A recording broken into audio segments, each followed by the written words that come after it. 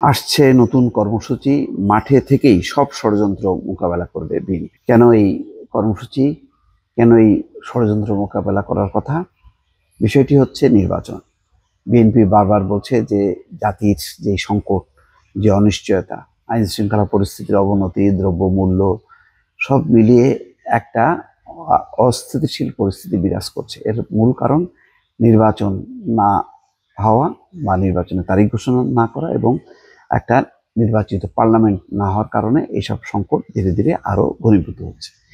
এর থেকে উত্তরণের জন্য তারা বারবার বলছে, কিন্তু কোনো কোনো রাজনৈতিক দল সেই পথে না গিয়ে তারা এই পরিস্থিতিটাকে কিভাবে আরো প্রলম্বিত করা যায় তার চেষ্টা করছে। সেই কারণেই বিএনপি নতুন কর্মসূচি নিয়ে ভাবছে। সমকাল একটি রিপোর্ট দিয়েছে, সংসদ নির্বাচন নিয়ে অন্তর্বর্তী সরকারের গড়িমসি সহ সব ষড়যন্ত্র মাঠে থেকে মোকাবেলা করার নীতিগত সিদ্ধান্ত নিয়েছে বিএনপি।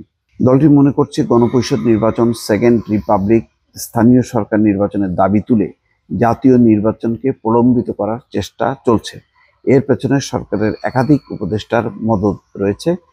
সোমবার রাতে দলের স্থায়ী কমিটির ভার্চুয়াল বৈঠকে এই সিদ্ধান্ত নেওয়া হয়েছে।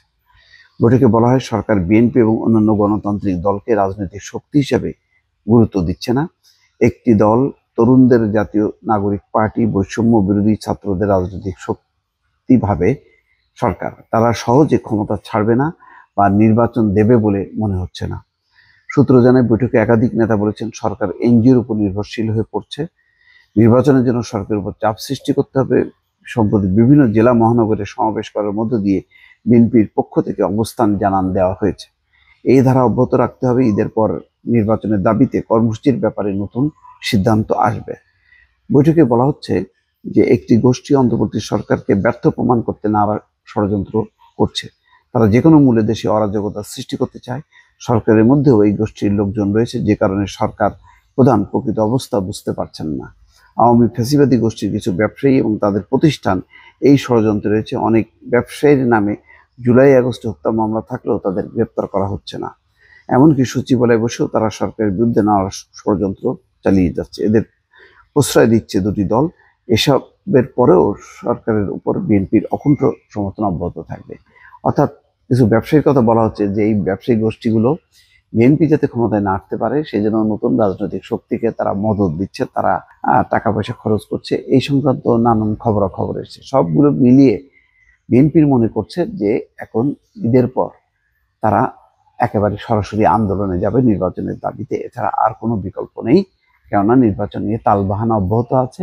অন্যান্য রাজনৈতিক দল, মানে সম্ভাব্য যে রাজনৈতিক দল যাদের মোটামুটি একটা সাংগঠনিক অবস্থা আছে, তারা চুপচাপ আছে এবং নিষ্ক্রিয় আছে। তারা অন্যান্য ইস্যু নিয়ে কথা বলছে।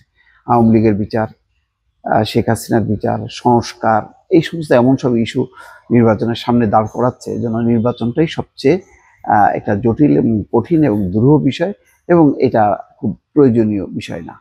তো সব মিলিয়ে এর ভেতরে একটি ষড়যন্ত্র চক্রান্ত দেখছে। সুতরাং বিএনপি এখন মনে করছে যে তারা মাঠে থেকে আবারও নির্বাচনের দাবিতে আন্দোলন সংগঠিত করবে। দর্শক ভালো থাকবেন।